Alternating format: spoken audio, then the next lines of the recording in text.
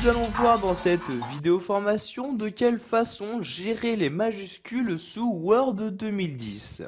Donc vous voyez ici que je suis devant un texte de Gustave Flaubert et si je souhaite modifier gérer les majuscules, je vais me rendre en haut dans le menu Accueil et cliquer ici sur ce bouton là.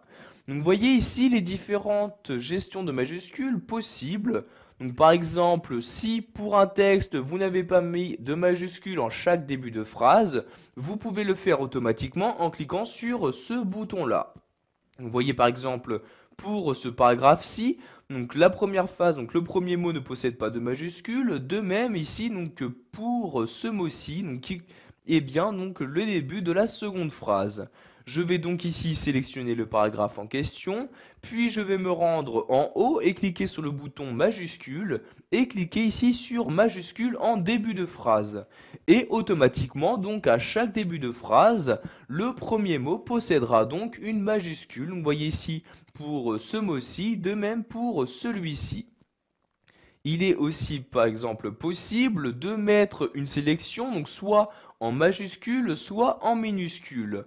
Donc par exemple ici je sélectionne le groupe de mots Gustave Flaubert, ensuite je me rends dans cette partie là, je clique ici sur ce bouton là et si je souhaite par exemple mettre ce groupe de mots tout en majuscule, je clique ici sur majuscule comme ceci. Et automatiquement, comme vous le voir, maintenant le groupe de mots Gustave Flaubert est écrit en majuscule. Je peux également faire l'inverse, donc remettre celui-ci en minuscule en cliquant sur ce bouton-là et en sélectionnant ici minuscule. Je peux également demander à ce que la première lettre de chacun des mots sélectionnés se trouve être en majuscule. Donc ici, ce qui est très pratique pour les noms propres. Donc je clique ici sur première lettre des mots en majuscule et voyez donc ici le G et le F de Gustave Flaubert sont maintenant en majuscule. Vous avez également la possibilité d'inverser la case, c'est-à-dire les lettres en minuscules se trouveront en majuscules et vice-versa. Donc par exemple, pour ce paragraphe-ci, je le sélectionne, je clique sur ce bouton-là, et voyez, je clique ici maintenant sur inverser la case. Et automatiquement, vous voyez ici, la case a bien été inversée. Donc pour la remettre à son état initial, je vais la réinverser de nouveau en cliquant sur ce bouton-là et en recliquant sur inverser la case comme ceci. Pour finir, nous allons voir qu'il est possible d'ajouter des lettrines à chaque début de vos paragraphes. Donc par exemple, pour ce paragraphe-ci, si je souhaite insérer une lettrine, je vais me rendre en haut dans l'onglet Insertion. Je clique donc ici sur Insertion pour ouvrir l'onglet correspondant et je vais me rendre dans la partie texte de l'onglet. Donc ici, je vais cliquer sur lettrine comme ceci. Donc par défaut, bien évidemment, il n'y a pas de lettrine d'insérer.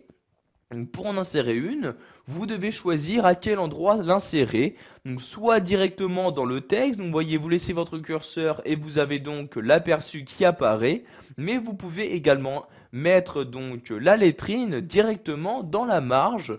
Vous voyez ici en cliquant sur marge et la lettrine apparaît maintenant dans la marge. Donc ici je vais par exemple la mettre dans la marge, je clique donc ici sur dans la marge comme ceci.